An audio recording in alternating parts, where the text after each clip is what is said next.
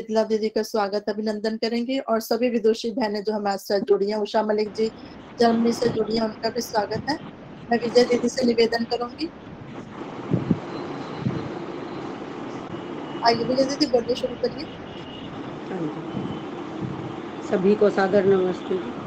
सभी का इस कार्यक्रम में वैदिक वंदन में जुड़े हुए सभी बहन भाइयों का स्वागत है। और हमारे साथ जितने भी बहन भाई जुड़ी हैं, हमारे साथ चंदा सचदेवा है, आशा दुग्गल है, कृष्णा भाटिया है, चंद्रप्रभा सेठी है, ललिता धवन है, विजय बाला, संतोष धर, शारदा आर्य जी, सुषमा बुद्धि राजा जी, चंद्रप्रभा अरोड़ा जी, शीला चुग जी, मनोरमा घई, उषा मलिक, पुष्पलता पहूजा और भी जितनी भी बहनें सारी जुड़ी हैं, सभी का स्वागत अभिनंदन करती हूँ ये सारे समाज रोहताश नगर में। और अब मैं आमंत्रित करती हूँ अपनी आज के मुख्य वक्ता श्रीमती मृदुला चौटानी जी हमारे बीच उपस्थित हैं। आप विदुषी होने के साथ साथ आत्मचिंतन भी करती हैं और उसे अपने जीवन में भी धारती हैं। आप सबकी प्रेरणा स्रोत हैं। आपके पास जितना भी ज्ञान है उसे आप सबके बीच रखती हैं। इसके साथ आप अपने खट्टे मीठे अनुभव भी हमारे साथ बीच बांट रखती हैं, जिसमें सभी को प्रेरणा मिलती है। आपका बहुत बहुत धन्यवाद, स्वागत, अभिनंदन। मृदुला चौटानी। दर्शी जी नमस्ते, मैं कृष्णा मुखी बोल रही हूँ। नमस्ते माता जी, नमस्ते। नमस्ते दीदी, स्वागत है आपका। जी आपकी माँ के कान हृदय से नमन है, आपकी लगाकर हृदय से नमन।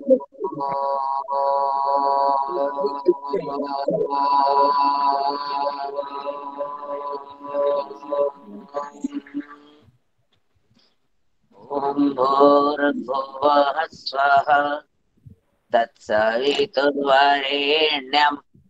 भर्गो देवस्य धीमहि धियो यो नः प्रचोदयात्।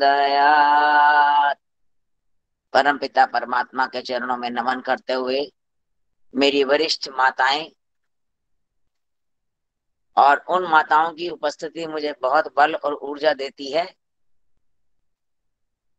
उनके आशीर्वादों से ही मेरी वाणी आगे कुछ अपने स्वर को, अब वाणी को स्वर मिलता है, वाणी आगे चलती है। और प्रभु का जो गायत्री माँ की कृपा से जो अमृत बरसता है वो मस्तक में, वो प्रयास रहता है कि उसको मैं संजो कर आगे बांट दूं। और मेरी कुशल संचालिका आदर्श मेहता जी, विजय रानी जी और जितनी भी मेरी बहनें जुड़ी हैं, सभी को हृदय से नमन है। सबकी चित्र मेरी आंखों के आगे हैं, नाम लेने में समय नहीं करूंगी मैं, पर सबका हार्दिक अभिनंदन है। सभी से मेरा गहरा नाता है, क्योंकि परमपिता से नाता है, सब परमपिता की संतान है, तो नाता तो गहरा होगा ही होगा। अब मैंने ये विषय चुना, हमारे जय घोष, क्योंकि हम जो गाते हैं, जो हम करते हैं, जो हम बोलते हैं, उस पर चिंतन नहीं करते हैं। यदि चिंतन प्रारंभ कर दें तो जीवन जो है बहुत ही अच्छा बन जाएगा, सुखद, सरल और उत्तम हो जाएगा। उत्तम जीवन जीने के लिए यही है कि जो हम करें उस पे भी उसको विचारें। कृष्णा महामुखी माता जी ने मेरे को कहा था कि देखो मृदुला, क्रांति है, विचारों की क्रांति भी बहुत आवश्यक है। तो उनका ये वाक्य मेरे भीतर में बैठा हुआ है। तो विचारों की क्रांति का कहीं विराम नहीं होना चाहिए। जितने भी लेखक हुए हैं, कवि हुए हैं, उन्होंने विचारों की क्रांति से ही अपने सबको ऊंचा उठाया है। अब मुझे याद है जब पाकिस्तान और भारत की लड़ाई हुई थी, तो उस समय लता मंगेशकर और मोहम्मद रफी को वहां भेज दिया गया था बॉर्डर पे, जवानों में प्रेरणा, ऊर्जा जगा देने के लिए। और जो पृथ्वीराज के साथ जो कवि थे, अब उन्होंने भी उनको वैसे ही किया। इसी प्रकार हमारे कवियों ने जागृत किया। तो हमारे जय घोष जो जिसने ये उजागर किए हमारे लिए, लिखे जिसने और बोला जिसने, अब वो विचार कीजिए हमारा क्या कर्तव्य बनता है कि उसको अपने भीतर में समाहित करें, उसका जय करते हुए। सबसे पहले जब मैं जय घोष लगाने का एक मैंने क्रम रखा हुआ है, उस क्रम को मैं अभ्यास बन गया है, अब वो भूलता नहीं है। सबसे पहले सच्चिदानंद भगवान की जय हो। उस परम पिता परमात्मा की हम रचना है, उसकी जय हो। उसकी जय कैसे होगी? जब हम उसके बनाए नियमों पर स्वयं को चलाएंगे। उसकी जो पॉलिसीज हैं मनुष्य के लिए बनाई हुई जीवन के लिए, उन पॉलिसीज को हम समझेंगे, तब परमात्मा की जय होगी। और कल भी राजू जी को सुना है, वो यही है। आस्तिक और नास्तिक की परिभाषा बहुत सरलता से बताई उन्होंने कि आस्तिक वही है जो परमात्मा का हर वक्त धन्यवाद करता है, और नास्तिक वही है जो हर वक्त शिकवे में रहता है। बहुत साधारण सी बात है, और इन साधारण बातों को समझकर ही जीवन अच्छा चलता है। अब जब सच्चिदानंद भगवान की जय हो तो जय क्यों होगी? क्योंकि जो तूने दिया परमात्मा तेरा धन्यवाद, ये जय है उसकी। और जब कह दिया कि ये अरे उसके साथ तो उसको तो ये है, मेरे पास ये नहीं है, उसके पास वो है, मेरे पास ये नहीं है, मेरे को ऐसे दुख मिल गया, मैं तो अस्पताल में हूँ, मेरी सर्जरी हो रही है, मेरा ये हो रहा है, मुझे ये परिवार में ये अच्छा नहीं मिला, मेरा पति अच्छा नहीं है, मेरे बच्चे अच्छे नहीं है, मेरे घर वाले अच्छे नहीं है, मेरे सास ससुर अच्छे नहीं है, बहुत सारी बातें हैं, शिकवे शिकवा शिकवे शिकवा। और उनमें मैं कोई अलग नहीं हूं, मैं भी आप ही में थी, लेकिन उससे बाहर आ चुकी हूँ। जब जब अनुभूति गहरी होती जाती है, तब तक ये आभास होता जाता है कि जो भी है चुनाव तो अपना ही है। आप कहोगे कैसे? मैंने पति तो चुन लिया आपने, माँ बाप कैसे चुने आपने? कर्मानुसार चुनाव आपका, ये कर्म आपके थे, आपने ही चुना। भाई बहन भी आपने चुने, अड़ोसी पड़ोसी हमने वैसे तो नहीं चुने हैं सांसारिक रूप में, लेकिन वैसे तो चुने ही है, परमात्मा ने वैसा ही दे दिया। तो जो अच्छा मिला है तो भी, और जो हमारे अनुसार बुरा है, परमात्मा के अनुसार बुरा नहीं है, वो जो हमें लगता है कि बुरा है, विरोध पैदा करने वाला है, हमारी जीवन की गति का प्रतिरोध करने वाला है, उसका परमात्मा ने हमें एक परीक्षा की भांति हमारे सामने उन ऐसी परिस्थितियों को रखा है, ताकि हम चमक कर अपनी अच्छाइयों को देखकर सामने आए। यदि कुछ बुरा सामने आता है और मैं बुरे के साथ बुरा हो जाती हूँ, अपना स्तर वैसा ही बना लेती हूँ। मान लीजिए मेरे को परमात्मा ने यहाँ भक्ति के लेवल पे रखा है, लेकिन कोई व्यक्ति आया, वो गाली गलौज कर रहा है, तो उसका स्तर नीचा है। तो मैंने क्या किया, मैं भक्ति रस में तो डूबी हुई थी, लेकिन जैसे उसने गाली गलौज शुरू किया, मैं नीचे तक आई, उसके बराबर के लेवल में बैठ गई। अल भाई तूने एक दिए, मैं 4 दूंगी, तो फिर मेरा क्या फायदा हुआ? मेरी अच्छाई कहाँ रही? तो जब वो संध्या करते हैं, ब्रह्म यज्ञ करते हैं, तो हमें मंत्र आते हैं हमारे, देवम महंती केतवहा।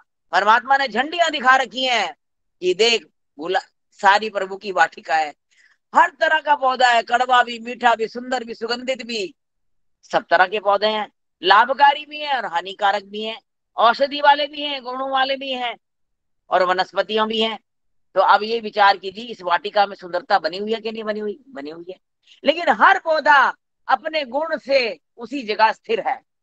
तो क्या मैं परमात्मा के बनाया हुआ वो पौधा नहीं हूं, वो रचना नहीं हूं? तो मैं क्यों नहीं अपने गुणों में स्थिर हूं? जिस परिवार में, जिस संस्कार में दिए, ये हमारे पर प्रभु की बहुत कृपा है कि हम वेद को, शब्द को जानते हैं, वेद की पुस्तक को देखते हैं, पढ़ते हैं, समझते हैं और मानते हैं, और हम ऋषिवर देव दयानंद को जानते हैं, ये और भी बड़ा उपकार है। फिर ऋषि से जुड़े जितने भी हमारे उनके अनुयायी जो भक्त रहे, जिन्होंने उनके संगठन को आगे बढ़ाया और जो करा, अब वो विचार कर लीजिए हमारे पर कितनी कृपा है। ये है सच्चिदानंद भगवान की जय। फिर है सत्य सनातन वैदिक धर्म की जय। अब वैदिक धर्म की जय कब होगी? जब हम वेद पढ़ेंगे, पढ़ाएंगे। वेद का पढ़ना, पढ़ाना और सुनना, सुनाना सब आर्यों का परम धर्म है। और आर्य कौन है? जो श्रेष्ठ कर्म करता है। तो अब विचार कीजिए, हमारा कर्म कौन सा श्रेष्ठ है और कौन सा निकृष्ट है? जो श्रेष्ठ कर्म करते रहेंगे, तो यार मुझे किसी ने पूछा, जी आप आर्य समाजी हो? लोग पूछते हैं, तो मैंने बड़ा चिंतन किया, एक आध बार जानता बार तो कह दिया हाँ जी आर्य समाजी है, जो लौकिक भाषा है। फिर जब बौद्धिक विवेक जागा, तो मैंने बोला नहीं, मैंने कहा हूं तो नहीं, लेकिन बनने का प्रयास कर रही हूँ। वैदिक विचारधारा को मानती हूँ, उसको समझ के आर्य समाजी बनने का प्रयास कर रही हूँ। और मुझे ये अपना ये चिंतन और उसका ये उत्तर बहुत अच्छा लगा, क्योंकि आर्यत्व अपने भीतर में लाना एक बहुत कठिन श्रम है और सरल भी है। जब हम आज्ञाओं का पालन करना प्रारंभ कर देते हैं, आज्ञाकारी बन जाते हैं, तो बहुत सरल हो जाता है। लेकिन जब हम इफ एंड बट तर्क में आ जाते हैं, बेकार की बातों में उलझ जाते हैं, तब वो कठिन हो जाता है। हर बात में प्रश्न, हर बात में प्रश्न। अरे प्रश्न हो लेकिन विवेकपूर्ण हो, बेकार का अनर्गल ना हो। उस स्थिति परिस्थिति जैसा उसने वेद ने कहा है, उसको समझने के लिए, उसको एक्सप्लेन करने के लिए आप प्रश्न पूछिए, इसका क्या अर्थ है। उस दिन मेरे को किसी ने पूछा, गुरु विरजानंद जी के आगे दंडी स्वामी क्यों लगाते हैं।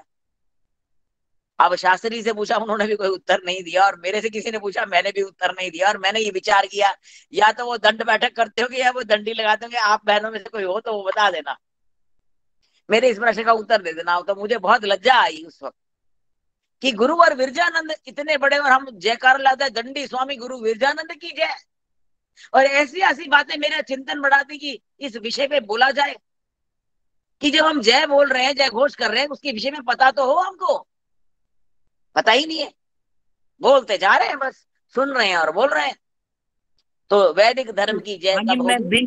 बीच में कह रही हूँ। और वो हमने भी किसी से पूछा था, वो कहते हैं उनकी कास्ट थी दंडी। अच्छा, हमने तो भी किसी विद्वान से पूछी थी ये बात। धन्यवाद माता जी। हाँ, वो कहते थे दंडी विरजानंद, उनकी कास्ट थी दंडी। जी धन्यवाद। तो मैंने आज ये सोचा था, मैं यहाँ इस उद्बोधन से पहले मैं गुरु विरजानंद की पुस्तक उठा के पढ़ूंगी, लेकिन मेरे पास समय नहीं था, तो मैंने पुस्तक उठा के पढ़ी नहीं। लेकिन अब इसके बाद अवश्य पढ़ूंगी, और कभी ऐसी आवश्यकता पड़ी तो मैं वो भी बताऊंगी कि माता जी ने कहा है। धन्यवाद। और भी उनके विषय में जो हो, तो हम क्या करें, जब हम ऐसे विषय लेते हैं तो हम सबका कर्तव्य बनता है कि हम ऐसा चिंतन करें और उस विषय को अपने हिसाब से उजागर करें। जब तक वो चीजें उजागर नहीं होंगी, हमारे को नहीं समझ में आएंगी, संतति को क्या समझाएंगे। जब हमें वैदिक धर्म समझ ही नहीं आया, वैदिक धर्म है क्या, जब हमें समझ में नहीं आया, तो हम संतान को, बच्चों को क्या बताएंगे, उनको संतान कैसे बनाएंगे। ये है सत्य सनातन वैदिक सत्य। क्या है? जो सत्य वही है जो जैसा है वैसा ही बताया गया, वो सत्य है, सनातन है। सबसे पुराना सनातन वैदिक धर्म है। जब कोई कहते हैं ना सनातनी, मैंने कहा जी वो सनातनी नहीं, वो पौराणिक है। सनातनी हम हैं। हम मीन्स जो उसका, हम उसके अनुयायी हैं, उस वैदिक धर्म को पालने वाले हैं, ऋषि देव दयानंद के अनुयायी हैं। फिर एक चिंतन और दिया किसी ने मेरे को, अभी ये लखनलाल जी का कार्यक्रम था, उनमें एक विद्वानों ने बोला, उससे पहले अवनीश मैत्री ने भी मेरे को करेक्ट किया था। मैंने एक उद्बोधन में बोला, मेरा दयानंद कहता है, हमारा दयानंद, तो उन्होंने मेरे को फोन करके बताया कि ऋषिवर देव दयानंद को आपने बहुत ही आदर सत्कार के साथ बोलना है। अब उसमें उन्होंने क्या कहा, जो विद्वान ने कहा, उन्होंने कहा पौराणिक लोगों को देखो, श्री राम का नाम लेते हैं, किसी का भी नाम लेते हैं, तो वो बहुत ही आदर सत्कार के साथ कई विशेषण लगा के लेते हैं।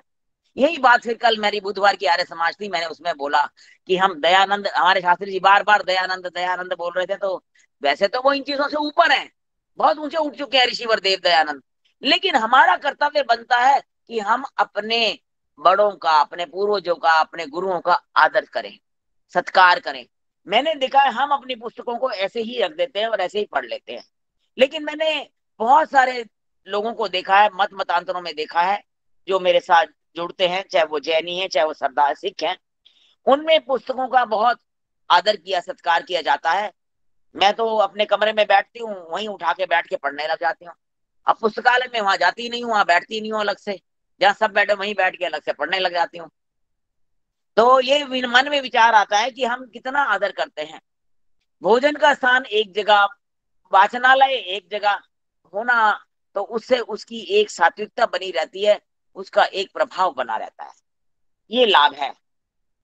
तो जब हमारा समय निश्चित हो जाएगा, हम उसमें अपने आप को अनुशासन में बांध लेंगे, अपने टाइम टेबल में, भाषा में सारणी बन जाएगी हमारी, इतने बजे मैंने पढ़ना है, तो मैं वहां, आपको जब भी कोई देखेगा, ढूंढेगा ना, पता है वहां वाचनालय में मिलेगी, वो पुस्तकालय में मिलेगी, वहां पढ़ेगी, पढ़ रही होगी। और भोजन का समय है तो भोजन वाले कक्ष में होगी। इस तरह से यदि स्थिति परिस्थिति हमारे जीवन की बन जाती है, तो वैदिक धर्म की जय, सत्य सनातन वैदिक धर्म की जय। और फिर हमने बोला, अच्छा, ऋषिवर से पहले राम, श्री राम आए, श्री कृष्ण आए, हमने बोला मर्यादा पुरुषोत्तम भगवान श्री रामचंद्र जी की जय हो। जब मर्यादा पुरुषोत्तम का स्मरण किया तो क्या हमने विचार किया हमारी इंद्रियों की मर्यादा कितनी है, हमारी वाणी की मर्यादा कितनी है? हम कितनी मर्यादित भाषा का प्रयोग करते हैं, कितने कटुता में आ जाते हैं। जरा सा कोई हमें कह दे हमारी अहंकार की पूंछ इतनी लंबी है कि बस पूंछ पे पैर रखते बिल्कुल कुत्ते वाला व्यवहार हो जाता है, पशु बन जाते हैं और काटने को दौड़ते हैं। और ये हमारा मर्यादा नहीं है। मर्यादा पुरुषोत्तम भगवान श्री रामचंद्र जी के बारे में ये बताया जाता है कि जब उनको राज्याभिषेक की सूचना मिली तो भी वो उसी भाव में थे, और जब वन की जाने की सूचना मिली तो भी उसी भाव में थे। संभाव, मैं प्रयास करती हूँ मैं संभाव में रहूं, लेकिन बाहर से तो रह लेती हूँ, भीतर में उद्विग्नता रहती ही रहती है। तो मैं सोचती हूँ अभी भी कचरा बाकी है, अभी भी कचरा बाकी है और सफाई करनी है। जब वाणी से कटुता आ जाए और मन में भी कटु विचार आ जाए किसी के प्रति, अगर कोई बुरा करता है तो एक विचार आता है उसके लिए प्रतिघात का। चाहे वैसे आप करो ना करो भौतिक रूप में, लेकिन मन में जो विचार उठ गया, दुर्संकल्प आ गया, तो आप बताइए वो क्या है? हिंसक विचार ही तो है। तो यम नियमों का पालन कहाँ हो गया? अहिंसा कहाँ आई? है ही नहीं। जब इस तरह की विचार करते हैं हम, गहरे चिंतन में जाते हैं, और ये चिंतन करने के लिए आपको बैठने की आवश्यकता नहीं है। आप जो कार्य कर रहे हैं करते करते चिंतन करिए, चिंता छूट जाएगी और मन अंदर से सफाई हो जाएगी, एकदम साफ सुथरा। जब सफाई हो गई तो प्रभु की भक्ति में मन लगेगा, प्रार्थना भी सफल होगी, और प्रार्थना साफ मन से ही सफल होती है, जिसमें कोई दुर्भावना नहीं होती है। हमें यही नहीं पता प्रार्थना होती क्या है। जब हम कोई कार्य करें और उसमें हमें सफलता ना मिले, कार्य शुद्ध भावना से, शुभ विचारों से लेके, शुभ संकल्प लेके करें, और सफलता नहीं मिले तो परमात्मा से पुकारे, हे परम पिता परमात्मा तू मेरी सहायता कर। रेखा चौधरी जी साधना कराती हैं तो हर वक्त यही बात बोलती हैं कि जब आपका ध्यान नहीं लगे तो परमात्मा से सहायता मांगो। जब ध्यान लगाने के लिए सहायता मांग रहे हैं तो बाकी कार्यों के लिए सहायता अपने आप हो जाएगी। जब ध्यान क्या है, मैं पढ़ रही हूं तो मेरा ध्यान पढ़ने की तरफ है, अब मैं यहाँ बोल रही हूँ तो मेरा ध्यान बोलने की तरफ है, यदि मैं भोजन बना रही हूँ तो मेरा ध्यान भोजन की तरफ है। यही तो ध्यान है, छोटी छोटी बातों में ध्यान। तो ये ध्यान बनते बनते फिर वो ध्यान की स्थिति आ जाती है जो साधना कराती है। ध्यान ऐसे तो नहीं हो जाता। अब यदि हम विचार करने की साधना में बैठना है, इतनी देर बैठना है और बैठ के हमने विचार करने हैं, तो वो नहीं होगा संभव। छोटी छोटी बातों से करते करते करते करते ध्यान आ जाएगा। अब पेन उठाना है, ध्यान मेरा पेन उठाने की तरफ है कि कहाँ रखा है वहीं से उठाना है। तो ये छोटी सी बात है, ध्यान की बात है। ध्यान मेरा किधर है, उठा रही हूँ, उठाते उठाते गिर रही हूँ, इधर पैर अटक रहा है उधर पैर अटक रहा है। ये छोटी छोटी बातें ही जीवन को ऊंचा उठाती हैं। ऐसा चिंतन कीजिए, विचार कीजिए कि ध्यान है क्या। ये मर्यादा पुरुषोत्तम भगवान श्री रामचंद्र जी की जय हो। अब योगी राज श्री कृष्णचंद्र भगवान जी की जय हो। राम भगवान कहलाए। भग क्या है? वो 6 गुण है जो सबके भीतर में हो सकते हैं। आप भी भगवान हो सकते हो, उन गुणों से युक्त हो सकते हो, मैं भी हो सकती हूँ, सभी हो सकते हैं। और वो भग के 6 गुण क्या है? ऐश्वर्य, धर्म, यश, श्री, ज्ञान और वैराग्य। ये भग 6 गुण हैं, इनको लिख लीजिए। मेरे को भी लिखने बार बार याद करना पड़ता है, मैंने कईयों से पूछती भी हूँ तो मिलते नहीं है। फिर पुस्तक में, किसी पुस्तक में पढ़ा था वो याद करती हूँ, भूल जाती हूँ। फिर लिख लिए। जब लिख लिए तो समझ में आ गया कि ये चीजें हैं। और ऐश्वर्य किसके पास होगा, धर्म किसके पास होगा, आप विचार कर लो। जिसका आचरण जो सदाचारी होगा, यश भी उसी को मिलेगा, श्री भी उसी को मिलेगी, ज्ञान भी उसी को प्राप्त होगा जो ज्ञान की पिपासा लेके बैठेगा, और विरक्त भाव भी उसी में आएगा जो ज्ञानी होगा। अन्यथा वे व्यर्थ की बातों में फंसता जाएगा। हमारे संगठनों में क्या हो रहा है, इन सब चीजों का पता ही नहीं है। जय घोष करते जा रहे हैं, जय घोष करते जा रहे हैं, जय घोष का अर्थ ही नहीं पता है क्या अर्थ है। अंत में जो वैराग्य विरक्ति की स्थिति ही नहीं आ रही है। सब अपने पद और आसन को लेके चिंतित हैं और उसी के लिए लड़ रहे हैं। क्यों? आज है नहीं, अरे तू नहीं छोड़ेगा तो भगवान छोड़वा देगा तेरे से। मत आने दो ऐसी स्थिति। मेरे को आशा माता जी ने बताया ये वाली बात कि माता जी ने बताया, पुत्र जी समय रहते अपने आप अपना आसन त्याग दो। जब आप परिपक्व हो गए हो अपने युवाओं को आगे ले आओ। और उन्होंने सच में करके दिखाया, पश्चिम बिहार की आर्य समाज को चमका के दिखाया। ऐसा और कोई नहीं बना है जो इस प्रकार समाज चमकाए। ये मेरे हृदय में बहुत बड़ी पीड़ा है। अपने आगे आने वाले बच्चों को अवसर दीजिए। और उस समाज में इतना जबरदस्त संगतिकरण है, जो जीवन यज्ञ हो गया और यज्ञ जीवन हो गया। वहां पे ना बड़ा छोटे का निरादर करता, ना छोटा बड़े का निरादर करता है। सब एक दूसरे का कहना मानते हैं। हो विचार समान सबके, चित्त मन सब एक हो, जान देता हूँ बराबर भोग्य पास हमने को। ये परमपिता परमात्मा की आज्ञा है। और वो यही कहता है कि इस प्रकार विचार समान करके चलो और मेरी कृपा तुम पर बनी रहेगी। संगठनों को ऊंचा उठाना है। इन जय घोषों पे ध्यान दीजिए, इन पे चिंतन कीजिए। जय घोष बोलते समय अपने भीतर में झांकिए कि ये जय घोष बोलने के योग्य भी हूं कि नहीं मैं। क्या प्रभु ने मेरे को जो ये स्थान दिया है, क्या मेरे ऊपर ये नियम लागू होते हैं कि मैं इन नियमों का पालन करता हूँ। ऋषिवर देव दयानंद ने नियम उपनियम बनाए। जो अधिकारी हैं उनके क्या कर्तव्य है और सदस्य किसको बनाना चाहिए। और आज ये बड़े दुर्भाग्य की बात है, हमारे आर्य वैदिक परिवारों में भी वो ऐसा भोजन चलता है जो निषेध है, जिसका वेदों में निषेध है। क्योंकि बच्चे कहना नहीं मानते हैं। और बच्चे कहना क्यों नहीं मानते हैं? क्यों आपने उनको जोर जबरदस्ती की ही नहीं। निरंकारियों को क्यों मानते हैं? राधा स्वामियों को क्यों मानते हैं? आपके क्यों नहीं मानते? निरंकारियों के घर में चले जाओ, राधा स्वामी के घर में चले जाओ। मेरे को तो जहां तक मैंने जितने परिवार देखे हैं उनके घरों में ये जो ऐसा निषेध भोजन है वो नहीं चलता है। वो ऐसा ही करते हैं। तो राधा स्वामी बड़े पक्के हैं। अब विचार करके देख लो, अगर कोई बच्चा है भी सही, माता पिता को पता नहीं है, फिर या फिर जो अगर वो रिलैक्स है, रिबेट दे देते हैं बच्चों को, तो जाओ बाहर ही कर लो जो जो करना है, घर में आके कुछ नहीं करना। इतनी परिपक्वता तो है, लेकिन हमारे तो घरों में आ गया।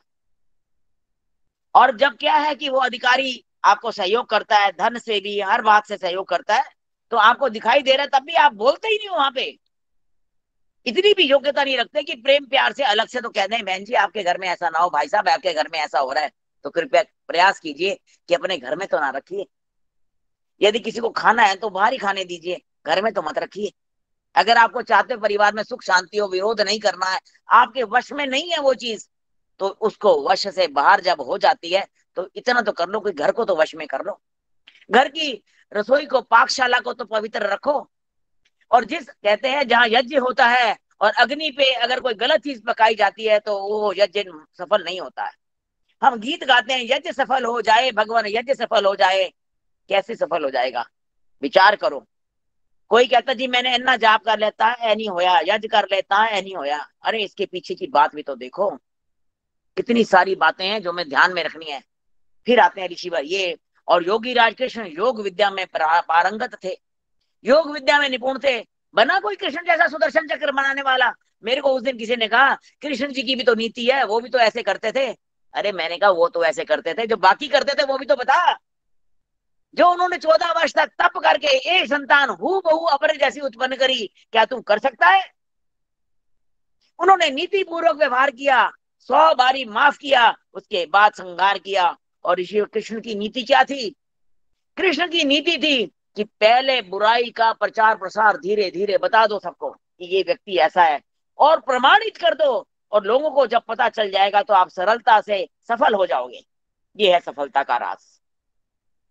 लेकिन मन में भाव बुरा नहीं है, सबसे प्रीति पूर्वक धर्मानुसार यथा योग्य, ये कृष्ण की नीति थी। तो अब बताइए क्या हम कृष्ण ऐसा व्यवहार करते हैं? नहीं। अब पौराणिक लोग कृष्ण का कितना बुरा हाल करते हैं नाम लेके। अब क्या दिल नहीं दुखता? क्या किसी की इतनी हिम्मत होती है? कोई साहस करता है उनको कहने की? मैं करती हूँ साहस, पर मैं कहने का तरीका भी सीख लिया है, वो किसी और दिन ये विषय रखूंगी। और जिस प्रकार से कहोगे भाव शुद्ध होना चाहिए, प्रीति होनी चाहिए, धर्मानुसार यथा योग्य होना चाहिए। अपने भीतर को टटोलो। जब भी आप किसी से बात कहो अपने भीतर को टटोलो, क्या आपके भीतर में उसको नीचे गिराने का भाव है? नहीं है तो कह दो बेधड़क, कोई बात नहीं, उसको बुरा लगता है तो लग जाए, लेकिन आप पवित्र भाव से बात कह रहे हो, आपका चेहरा, आपकी वाणी, आपकी तरंगे बताएंगी, वो उसको अनुभूत करेगा और स्वयं क्षमा प्रार्थी होके आपके आगे आ जाएगा। अब आइए, ऋषिवर देव दयानंद की जय हो। धर्म धुरंधर, युग प्रवर्तक, नारी उद्धारक, सत्यवादी, सत्य पथगामी, ऋषिवर देव दयानंद की जय हो। 59 साल की उम्र में पूरे विश्व में डंका बजा गया। आप मानिए आपकी आयु क्या है और मेरी आयु क्या है, क्या कर लिया हमने। अब मेरे को ये लगता है प्रभु की कृपा अब हुई, प्रभु की कृपा तो पहले भी थी, लेकिन प्रेरणाएं अब जागी हैं जो भीतर से, वो इस आयु में जागी। तड़प तो पहले भी थी, लेकिन संसार की वासनाओं में लिप्त थी, उन कर्म में लिप्त थी, वहां से बाहर आने का मार्ग नहीं मिला। तो जितना अभी भी नहीं कई बार मिलता, तो कहता जितना जप अधिक होगा गायत्री का, जितनी भक्ति प्रबल होगी, पकाओगे अपने आप को, उतनी ही चमक के भट्टी से बाहर आओगे। तो ऋषिवर देव दयानंद जैसे तो नहीं बन सकते हो। मैं सबके लिए प्रार्थना करती हूँ, बच्चों के लिए आशीर्वाद देती हूँ, कोई तो श्रद्धानंद बन जाए, कोई तो श्रद्धानंद बन जाए। श्रद्धानंद होगा तो ही तो ऋषिवर देव दयानंद का कोई नाम लेने वाला होगा। श्रद्धानंद ही बना दो। ऋषिवर देव दयानंद के लिए तो माता अमृतबाई जैसा होगा कोई, तब कोई ऐसा गर्भ धारण किया होगा। मैं तो आज भी बच्चों को कहती हूँ, आह्वान करो, किन आत्माओं का आह्वान करना चाहते हो आप, आह्वान करो, विचार करो दोनों पति पत्नी बैठकर कि कैसी संतान चाहिए। इस ऋषिवर देव दयानंद का नाम ऊंचा करने के लिए चाहिए, इस राष्ट्र का नाम ऊंचा करने के लिए चाहिए, इस धरती माँ को, इस भारत माँ की लाज बचाने के लिए चाहिए, और अपने वंश को आगे बढ़ाने के लिए चाहिए, माता पिता का नाम उज्जवल करने के लिए चाहिए। तो आप देख लो, विचार कर लो, आपको मिलेगी वैसी संतान मिलेगी। आप करो तो सही। प्रयास करने से प्रभु जो है ना सहायता करते हैं।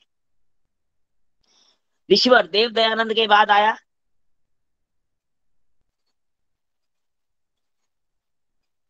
दंडी स्वामी गुरु विरजानंद जी की बात की थी। हम उनका नाम बाद में बोलते हैं, वो मुझे समझ में नहीं आया क्यों बाद में बोलते हैं, जबकि गुरु का नाम पहले आना चाहिए। तो दंडी स्वामी गुरु विरजानंद जी की जय। गुरु विरजानंद कैसे थे, उनके तो आप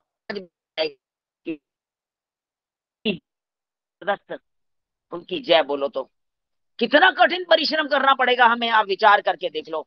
कैसी कैसी स्थिति परिस्थिति से प्रतिकूल परिस्थितियों में कैसे चमक के आए, और एक सितारा, एक हीरा वो सदे संसार को दे गया। कैसी प्रगाढ़, उन प्रगाढ़ भावना थी भीतर में, कैसी प्रगाढ़ तड़प थी एक शिष्य को ऐसा मिल जाए, और उनको मिला। तो क्या हमें नहीं मिलेगा? हमें मिलेगा। स्वामी जी जैसे बनो तो सही, गुरु विरजानंद जी से भाव तो रखो, तड़प तो रखो, आपको अवश्य मिलेगा। तो कहते हैं उत्तराधिकारी जो उसको जन्म दे वो उत्तराधिकारी होता है? नहीं, जो आपके गुणों को धारण करके आपकी इस संपत्ति को आगे बढ़ाए वो आपका उत्तराधिकारी है। तो अपने उत्तराधिकारी तैयार करो। ये सभी आर्य समाज में जितने भी संचालक हैं, जितने भी हमारे कार्यकर्ता हैं, उनका कर्तव्य बन जाता है कि अपने उत्तराधिकारी तैयार करें। चाहे वो अपने परिवार से करें, चाहे वो दूसरे परिवार से करें, चाहे अपने जन्म दिए बच्चों से करें या दूसरे बच्चों से करें, लेकिन अपने उत्तराधिकारी तैयार करें। उत्तराधिकारी तैयार होगा तो ये वैदिक धर्म की जय सरल हो जाएगी। और ऋषिवर देव दयानंद और गुरुवर विरजानंद जी का हम थोड़ा सा तो ऋण चुकाने के योग्य बनेंगे। गुरु विरजानंद जी ने शिष्य बनाया, उत्तराधिकारी बनाया, वो अक्षम थे, उन्होंने सक्षम व्यक्ति को सामने लाके खड़ा कर दिया, जो शारीरिक बल, मानसिक बल और बौद्धिक बल तीनों में प्रवीण था। ऐसा शिष्य स्वामी सदानंद जी की जय बोली। और जब स्वामी सदानंद जी की जय हुई तो विचार करिए, ऋषिवर देव दयानंद का एक स्वर, जो उनकी स्वर लहरी जो उनके कानों में पड़ी, उसने अपनी पिता की छोटी सी आज्ञा मान ली। तो यह आज्ञा मानने का प्रताप, जब तक मुंशी राम ने पिता की आज्ञा नहीं मानी तो वो उस पथ पे था, उस पथ से हट नहीं पाया। लेकिन आज्ञाकारी बनते ही, थोड़ी सी आज्ञा का पालन करते ही वो अपने जीवन को ऊंचा उठा गया और अपना नाम चमका गया। एक वही व्यक्ति था जो जामा मस्जिद से हुंकार करके गया, आज तक किसी की हिम्मत नहीं हुई, किसी का साहस नहीं हुआ। तो ये है स्वामी श्रद्धानंद की जय। बनाए हम स्वयं को ऐसा इतना साहसी कि हम सही बात कह सकें।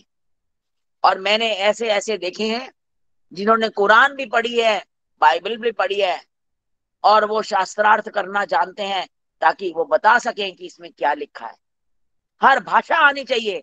कुरान घर में होने से बुराई नहीं होती, बाइबल घर में होने से बुराई नहीं होती, उसकी भाषा समझने से कोई बुराई नहीं होती। उसको जानकर समझकर हम दूसरों को सही रास्ते ला सकते हैं और दूसरों को ये बता सकते हैं कि ये चीज सही है और ये गलत है। ऋषिवर देव दयानंद ने जब सत्याग्रह प्रकाश लिख के नवाब के घर में बोला तो उन्होंने क्या बोला कि आज मैं तेरा ऋण चुकाऊंगा। हिंदुओं की बुराई कर दी तो उसको बड़ा अच्छा लगा। उन्होंने कहा आज तेरा ऋण चुकाऊंगा। तो उन्होंने उस दिन मुसलमानों की जो गलतियां थी वो बतानी शुरू कर दी, जो उनके गलत लिखा था। तो उन्होंने क्यों बताया, कैसे बताने में सफल हुए? क्योंकि उनको उसका ज्ञान था, उन्होंने अध्ययन किया था। तो हम भी इस तरफ अपनी वृत्तियां लगाएं, व्यर्थ की बातों में समय ना गवाएं। फिर मैंने कहा सभी संतों, महात्माओं, विद्वानों, विदुषियों, ऋषियों, ऋषिकाओं की जय हो। सभी संतों महात्माओं की जय कब होगी? जब वो प्रवचन करेंगे, हम सुनेंगे। और विद्वान और विदुषियों की जय, और वो ऋषि हो जो ऋषिकाएं हुई, जिन्होंने मंत्रों में इतना अच्छा भाव दिया, जिन्होंने मंत्रों को सार्थक किया, सिद्ध किया, उनकी जय कब होगी? जब उनके लिखे हुए मंत्रों को, उनके बताए हुए सार्थक किए मंत्रों को हम समझकर जीवन में लाने का प्रयास करेंगे। आजकल सामवेद का पाठ चल रहा है आदर्श नगर आर्य समाज में। तो आप अपने आप को एक बहुत ही सौभाग्यशाली समझिए। मैंने एक दिन सोचा था बहुत पहले की, ये कोरोना का टाइम था, बहुत समय की पहले की बात है, उससे पहले भी वेद तो घर में रखे, पढ़ने का समय नहीं मिलता था। जब ये एक बारी वेद पाठ सुरेखा जी ने प्रारंभ कराया वहां पे और उन्होंने पश्चिम बिहार में, तो उस बार ऐसी लगन लगी कि सत्संग तो होते ही है, वेद पाठ भी होना चाहिए। तो अब मैं चाहती हूँ 11वां कड़ी चल रही है यहाँ साम वेद की, तो अगला वेद भी उठा लिया जाए। तो ये जो कामना है ना भीतर की, मन की मनोकामना कि मैं इस जन्म में वेद पढ़ के जाऊं, वो इसी भी तरह से वेद पाठ वाले सत्संगों में जाकर ही पूर्ण होगी। और जो घर में रखे हुए वेद हैं उनका भी सत्कार होगा, आदर होगा। देश धर्म की रक्षा करने वाले वीर और वीरांगनाओं की जय हो। तो क्या हम उनमें से वीर और वीरांगनाएं नहीं हो सकती? क्या हम देश और धर्म की रक्षा नहीं कर सकते? करेंगे। इसी तरह अपनी संस्कृति को बचाकर, अपनी संतति को बनाकर, अपने जीवन को उन्नत बनाकर हम देश और धर्म की रक्षा करेंगे। हम वही वीर और वीरांगनाएं बनेंगे।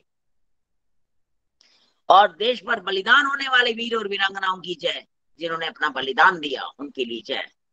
मैं जब यज्ञ करती हूँ तो मैं आहुति जरूर देती हूँ और उन परिवारों के लिए भी प्रार्थना करती हूँ कि वो सुखी रहें। अब आप विचार करके देखिए, जब हम उनके बारे में सोचेंगे ही नहीं तो वो हमारी रक्षा कर रहे हैं, तो हम उनके ऋणी नहीं रहेंगे। इतना याद रख लीजिए, जितनी बातें ये बोल रहे हैं हम, अगर हम जीवन में नहीं लाते हैं तो हम कर्जदार हैं, ऋणी हैं। और ऋण मुक्त होकर इस यहाँ से जाइए, और ऐसे जाइए जैसे यान आया है और आप उसमें बैठ के जा रहे हैं। भगवान ना करे कभी किसी को शरीर का भोग भोगना पड़े, प्रभु का नाम लेते लेते जाए। और अगर किसी प्रकार से आपदा विपदा आ जाती है तो परमात्मा का धन्यवाद करते हुए, उससे सहायता मांगते हुए आगे चले। परमात्मा अवश्य सहायता करेगा और शुभ काम में अवश्य मिलती है। अब बुरा आदमी है वो भी सफल हो रहा है, तो इसका ये अर्थ नहीं है, इसका ये अर्थ नहीं कि परमात्मा उसकी सहायता कर रहा है। परमात्मा ने कर्म में स्वतंत्र छोड़ा हुआ है, वो स्वच्छंदता में आ गया है। जब कोई स्वच्छंद हो जाता है तो वो दंड का अधिकारी बनता है। स्वतंत्रता में विचारों की स्वतंत्रता है, पर वो मर्यादा में है। तो मर्यादा में रहिए, स्वतंत्र होकर कार्य कीजिए, परंतु ऐसा कोई कार्य ना करे कि आपकी वजह से, आपके कारण से किसी का अहित हो जाए। चाहे वो संस्था हो, चाहे वो व्यक्ति विशेष हो, चाहे आपकी संतान हो, चाहे आपका पति पत्नी का धर्म हो आपस का, या संबंधी हो, किसी प्रकार से भी कुछ इस तरह से अनिष्ट ना हो। भारत माता की जय हो। अब जय कब होगी भारत माता की? जब हम ये सब करते हुए आ जाएंगे तो भी राष्ट्र के विषय में सोचेंगे, वैसा करते हुए करेंगे। अब राष्ट्र के विषय में कैसे सोचोगे? घर में पानी बह रहा है, बिजली चल रही है, इधर भी चल रही है, उधर भी चल रही है, 10 पंखे चल रहे हैं, एसी चल रहे हैं, मतलब ही नहीं है। अरे जहां बैठे हो वहीं चलाओ, बाकी बंद कर दो। कमरा ठंडा हो गया तो भी एसी बंद कर दो। पंखे की आवश्यकता नहीं है, आप दूसरे कमरे में हो, वहां बंद कराओ। जल किसी के घर में भी गए हो, मैं तो किसी घर जाके भी बंद कर दी जब से ये समझ में आई है। ये बहुत बचपन में ही समझ में आ गया था, प्रवचन से ही सीखा था। हर शुभ कर्म यज्ञ होता है, तो आपका यज्ञ हो गया। किसी का कोई सामान बेकार जा रहा है, उठाइए और रख दीजिए। परसों मैं दिल्ली गई थी किसी काम से, तो रास्ते में एक केला पड़ा हुआ था किसी का, तो हमारे साथ कोई थे, तो उन्होंने बोला साइड से आ जाना दीदी। मैंने उठाया के, कहते नहीं नहीं उठाना मत, गंदा है, मैं हाथ धो लूंगी। मैंने उठाया केला और रख दिया। मैं कहा मैं तो साइड से ली, रात के अंधेरे में किसी का पैर फिसल गया तो ये धर्म का कार्य हो गया। मैंने कहा परमात्मा तूने आज एक शुभ कार्य करा दिया, पता नहीं कितना नुकसान होने वाला था, वो बच गया। तो इस तरह की जब वृत्तियां विचार भीतर में जागृत होते हैं तो जय घोष सफल होता है, हम सही राह पे आते हैं। और आप जब जय घोष करोगे, आपका शरीर में रोमांच होगा, आपको वो प्रेरणा मिलेगी और वो उत्साह आएगा आपके भीतर में गाते हुए। केवल मरियल होके नहीं गाना कि हाँ जय भारत माता की जय, गौ माता की जय, ना, वही जोश, वैसा ही उद्घोष, तो देखिए क्या आनंद आता है। और जब ऐसी बातें विचार करोगे ना, तो उद्घोष करते समय भी आपके मन में वही विचार रहेगा और आपको बल मिलेगा अपने जीवन की हर गतिविधि को करने के लिए। हर स्टेप पे आपको बल मिलेगा। वेद की ज्योति जलती रहे, पाठ चल रहा है ना, वेद की ज्योति जलती रहे। वेद सब सत्य विद्याओं का पुस्तक है। वेद का पढ़ना पढ़ाना और सुनना सुनाना सब आर्यों का परम धर्म है। मेरे मन में अभी तक एक विचार है, यज्ञ करती हूँ तो मैं चाहती हूँ माइक होना चाहिए और मेरा एक समय निश्चित होना चाहिए कि इतने बजे यज्ञ होता है और इतने बजे माइक से सबको वेदों की आवाज गूंजनी चाहिए और ओम का झंडा और हमारा ध्वज का दिवस होना चाहिए। ओम का ध्वज ऊंचा रहे। कब ऊंचा रहेगा? घरों में ध्वज तो लगे नहीं हुए, ऊंचा तो लटकाया ही नहीं कहीं पे। तो मेरे मन में बहुत पहले एक विचार आया था, हम एक ध्वज दिवस मनाएं और जाके उस घर के घर में झंडे की स्थापना करके आए, ओम के ध्वज की स्थापना करके आए वहां पे, तो ओम का ध्वज ऊंचा रहे, सफल हो जाएगा। जय घोष करना, ऐसी ऐसे कामनाएं करो, ऐसे ऐसे चिंतन करो, ऐसी ऐसी प्रेरणाएं परमात्मा देगा आपको। और आप जब करोगे तो जीवन बड़ा प्रसन्न, बड़ा प्रफुल्लित होगा, बहुत ही अच्छा सरल हो जाएगा। कोई बात नहीं, आपदाएं विपदाएं आती रहती हैं, शारीरिक भी मानसिक भी हर तरह की आती है। और मानसिक पीड़ा बहुत बहुत ही हानिकारक होती है। और मानसिक पीड़ा से उभरने के लिए इन बातों का चिंतन बहुत आवश्यक है। चिंतन जो है ना, सारी पीड़ाएं दूर कर देता है, सब कुछ कर देता है, बिल्कुल ठीक कर देता है। फिर आया, प्राणियों में सद्भावना हो विश्व का कल्याण। सद्भावना कहाँ से आएगी? समय अधिक हो गया आदर्श जी, पर थोड़ा सा ही रह गया पूरा करके। ठीक है, ठीक पंक्ति। प्राणियों में सद्भावना हो, सद्भावना कहाँ से आएगी? जब हम सबको ये साथ जानेंगे, ये मेरी माता का ही बच्चा है। आजकल तो माता के सचमुच में जननी और माता के बच्चों से भी आपस में प्यार नहीं है, लेकिन वो परम पिता परमात्मा हमारी जननी माता भी है, पिता भी है, सभी उसकी संतान है। वो भाव लेके जब करोगे, चलो बहन भाइयों से नहीं आता तो ना से संतान से तो आता है ना। कैसी भी बुरी संतान हो, फिर भी उसके लिए माँ बुरा नहीं चाहती है। तो ये वाला विचार भी मुझे किसी ने दिया, यदि किसी को क्षमा करना हो, क्षमा तब करे जब खजाना भरा हुआ हो। माँ बन के क्षमा करो, मातृ भाव लेके क्षमा करो, आपको सच में क्षमा का भाव मन में आ जाएगा, वैसा ही लगने लगेगा। अपना बच्चा कितना बुरा कर लो ना, हर वक्त हम कहते हैं नहीं नहीं इसने नहीं किया, मैंने किया है, या दूसरे ने किया होगा, तो हर वक्त ऐसा ही सोचिए। तो सद्भावना, विश्व में सद्भावना हो जाएगी। और कृण्वन्तो विश्वमार्यम, जब जब इस भारत की धरती पे जो आत्माएं आएंगी, जन्म लेके पुनर्जन्म लेके आएंगी और पुनः वेद प्रसार में लग जाएंगी, तो मान लीजिए कृण्वन्तो विश्वमार्यम, पूरा विश्व आर्य हो जाएगा। ये जो आत्माएं हैं जब भी जाती हैं, मन में ये विचार करती हूँ कि ये जो गए हैं ना, ये लौट के वापस जितना काम छोड़ के गए ना, उसी काम को पूरा करने के लिए फिर से आए। जो माताएं मेरे को मिलती हैं, सुशीला सेठी माता जी हैं, शीला माता जी हैं, वेद माता जी हैं, कृष्णा माता जी है, रमा चावला जी है, ये माताएं जब मेरे को मिलती हैं तो मैं यही सोचती हूँ इन माताओं से कोई तो संबंध रहा होगा। जितनी बहनें बैठी हैं ये तो सोचती हूँ कोई तो रिश्ता जरूर होगा, जो हम आपस में इतने प्रेम से स्नेह से मिलते हैं और एक दूसरे के लिए सद्भावनाओं वाली तरंगे देते हैं। तो इन माताओं को नमन करती हूँ। ये ऐसी हम लोग पुनर्जन्म को मानते हैं, बहुत गहरी बातें हैं। इन बातों पे चिंतन और विचार करें और कोई प्रश्न हो तो जब मेरा फोन होता है तो मैं फोनों में मेरी यही बातें होती है, इसके अलावा कोई बात नहीं होती है। यदि कोई बहुत ही जैसे बात हो तो हो जाए। अभी मैं बिल्कुल चाहती ही नहीं कि संसारिक, और मुझे संसारिक बातें भूल जाती हैं, याद विस्मृत हो जाती हैं, स्मृति में रहती ही नहीं है। ये प्रभु की बहुत कृपा है और मैं इसका धन्यवाद करती हूँ परमपिता परमात्मा को कि जब भक्ति रस भीतर में समाने लग जाए तो समझ लो उत्थान हो रहा है, आत्मा पे आपका चित्रण हो रहा है, चित्रकारी हो रही है। अन्यथा यदि दूसरे मार्ग पे चल रहे हो तो आपके काले धब्बे पड़ रहे हैं, और फिर वो कैसा टेररिस्ट वाला जन्म होगा किसी और परिवार में, किसी और राज्य में, जहाँ पे कलुषित कार्य होते होंगे। आपका उत्थान का तो कोई चिन्ह ही नजर नहीं आता। ये तो बहुत अच्छी जगह आप जन्म लिया, अपने परिवारों में बहुत अच्छी जगह बैठे हो आप, आपके पास अवसर है ऊपर उठने का। उठिए और उठिए, और प्रणव ध्वनि ओम, जब ओम का उच्चारण कर लिया तो रक्षा हो गई। ओम बोलते ही सब कुछ हो गया। वो जो नाद पूरे अंदर फैलता है, मस्तक में जो गूंज उठती है, और फिर वैदिक अभिवादन जब नमस्ते करते हैं, ऋषिवर देव दयानंद का धन्यवाद कहते ना से अन्न भी हो है। बच्चों को नमस्ते करते हो तो उनके लिए प्रार्थना करते हो तुम्हें अन्न मिलता रहे, और बड़ों के आगे नमन करते हो तो झुकते हैं। जब झुकते हैं तो आशीर्वाद मिलता है, और आशीर्वादों से उनके गुण आपके भीतर में प्रवाहित होते हैं, तो अपने आप उनके उत्तराधिकारी आप बन जाते हो। बराबर वालों के लिए शुभकामनाएं। और वैसे देख लीजिए, यदि मैं अपने अनुभव से बताती हूँ, कोई ना बोलता हो ना, किसी के मन में कटुता हो, उसको नमस्ते कर दो, कटुता साफ हो जाती है। नमस्ते पहले करो। महात्मा प्रभु आशीष जी कहते हैं, वो गुरु को जब गए ब्रह्मचारियों के पास तो उन्होंने नमस्ते की। उन्होंने कहा प्रभु जी, महाराज, स्वामी जी आप क्यों बोल रहे हो? कहते मैं ना, जो पहले करे वो साहूकार, जो जब उत्तर में जवाब दे नमस्ते वो कर्जदार। तो मुझे कर्जदार नहीं बनना, मेरे को साहूकार ही बन के रहना है। तो मैं भी सबसे पहले नमस्ते करती हूँ। मुझे सब बोलते हैं आप बड़े हो, पहले क्यों नमस्ते कर रहे हो? मैं तो फोन में भी अब हेलो ना बोल के नमस्ते ही बोलती हूँ सीधा छूटते ही। तो धीरे धीरे अभ्यास करें अपनी संस्कृति को लाने का, और दूसरी संस्कृति को से अच्छा लेने का।